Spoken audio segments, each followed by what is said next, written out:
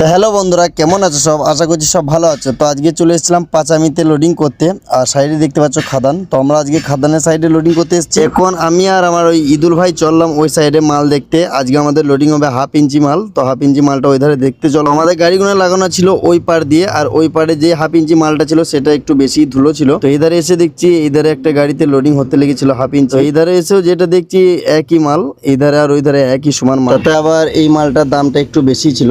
তো ইদুল ভাই বললো যে ওইদিকে মালটাই নিয়ে নেবো, আমরা এদিকে আর গাড়ি নিয়ে আসবো না। ভিডিও বানাচ্ছি দেখি ইদুল ভাই একটু হাসছিল।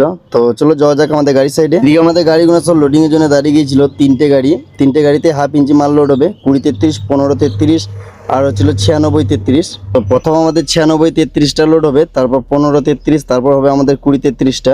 তো গাড়ি লোডিং হতে একটু দেরি হবে, তো সে কারণে আমি গাড়ির ভেতরে চলে এলাম। আর গাড়িটা আমাদের একটু মানে নতুন করে সাজিয়েছিলাম রোজার টাইমে।